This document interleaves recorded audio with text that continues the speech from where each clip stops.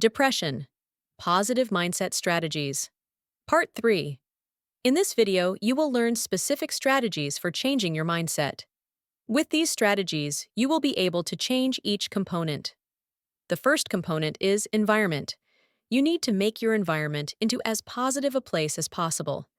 That can be done with what we call non-contingent rewards. Rewards generally require an action to be accomplished to be granted. We say the reward is contingent upon the occurrence of the action. For example, a child might be told, "You can't go outside until you clean your room." We say that going outside is contingent upon cleaning the room. Sometimes the chance to go outside may not require an action to be performed. Then we say the reward is non-contingent. It's a freebie. These freebies happen to be very important in making your environment a safe and pleasant place. Every day, give yourself rewards in your chosen environment that you did not earn. These unearned rewards will help change a negative environment into a positive one. The second component is actions. The first procedure for making changes in our actions is positive, contingent rewards. Because it is contingent, this reward requires an action to occur before it happens. When you perform an action that you would like to reoccur in our life, give yourself a reward. Positive rewards strengthen our actions. That means we are more likely to perform behaviors that have been rewarded. Many people do not reward themselves. This is something you should do every day. It's important that you reward yourself shortly after you perform the action. The second strategy for actions is called the Premack principle. The Premack principle involves using activities as rewards. In the Premack principle, you arrange for a preferred activity to follow a less preferred activity. For example, assume writing reports is less preferred by you than conversing with a coworker. After finishing a report, you could have a coffee break with a coworker. That would strengthen the action of completing reports. Using these two procedures will produce a positive mindset for the environment. The third component is rewards. There are two basic types of rewards, positive and negative. They have opposing effects on your actions.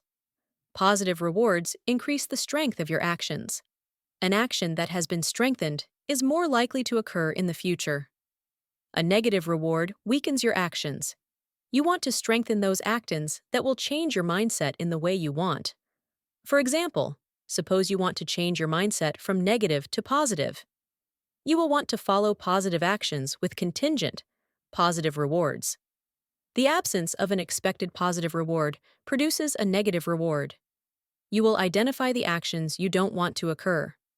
You will make sure these undesired actions are not followed by positive rewards. Don't be fooled by the simplicity of these strategies. If you think you do these every day, you are probably correct, but you probably don't do them systematically.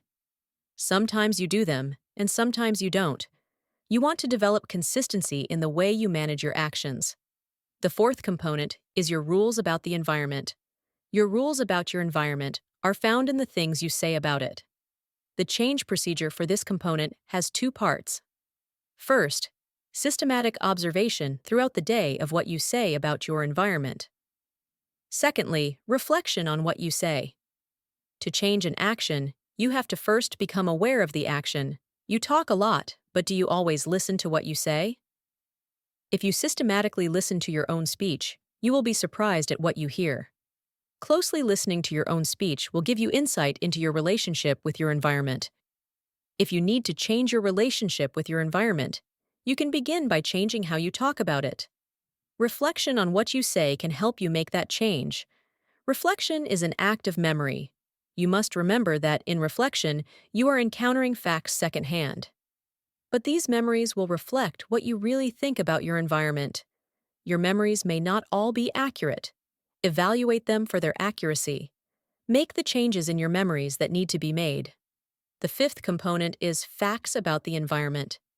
These are the things you think you know to be true about the environment. Although you think these facts are true, they may not all be so.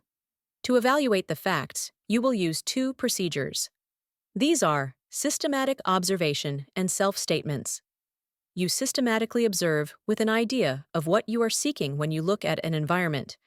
For example, Assume I want to systematically observe how positive conversation is in my workplace. As I survey my workplace, I'm looking for positive and negative statements made. I don't just gaze about the environment with no purpose in mind. In verbal self-statements, I tell myself what I see. For example, assume I hear my fellow workers making positive statements. I will repeat this to myself. People making positive statements.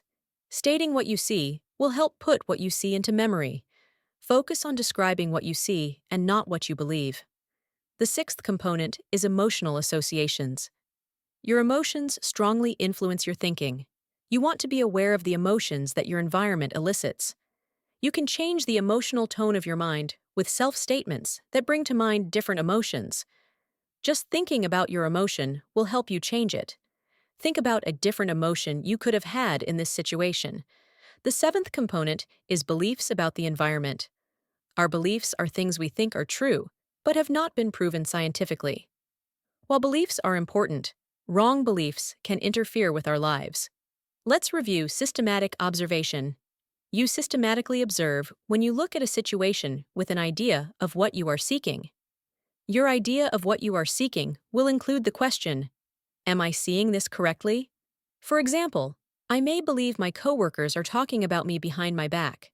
When I see my colleagues talking and think it's about me, I can question my belief. This strategy keeps our minds open to new possibilities beyond our emotional responses. Making changes in any of the components produces changes in your mindset. Different mindsets overlap in their components. Thus, you will likely not need to change all components to make the changes you desire. Mindsets take time and effort to change. Think of a mindset as something that develops each day. Knowing these components makes you more aware of how your mind works. You can achieve significant control over how your environment controls your thoughts and feelings.